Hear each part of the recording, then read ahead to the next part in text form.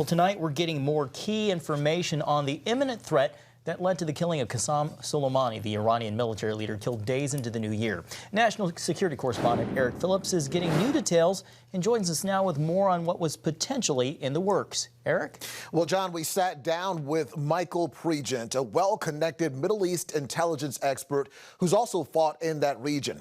He provided insight on so-called chatter regarding the situation and how it harkened back to the 1979 hostage situation.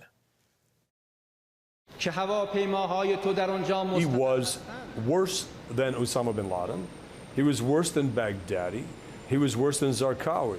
That's why last month, at my direction, the U.S. military executed a flawless precision strike that killed Soleimani and terminated his evil reign of terror forever. It was the best move we could have made. Michael Pregent of the Hudson Institute says the clear picture provided by sources of the threat Soleimani posed to the U.S. Embassy in Baghdad made his demise a must. The chatter was that they were going to do a 1979 hostage siege.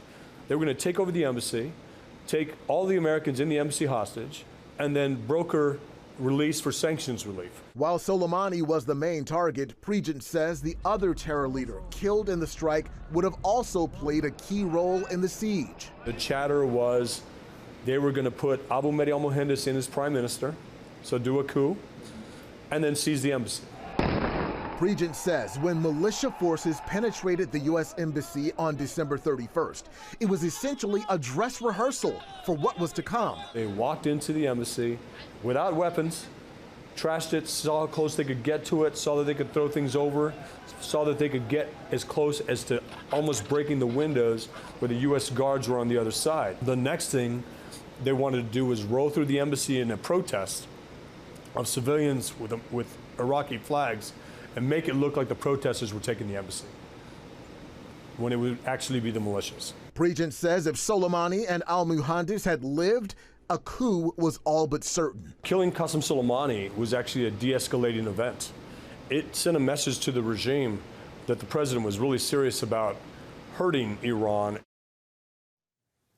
Pregent also addressed the tidal wave of criticism against the president as Democrats demanded intelligence that led to the decision to take out Soleimani.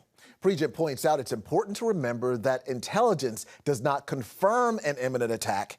It only hints at one.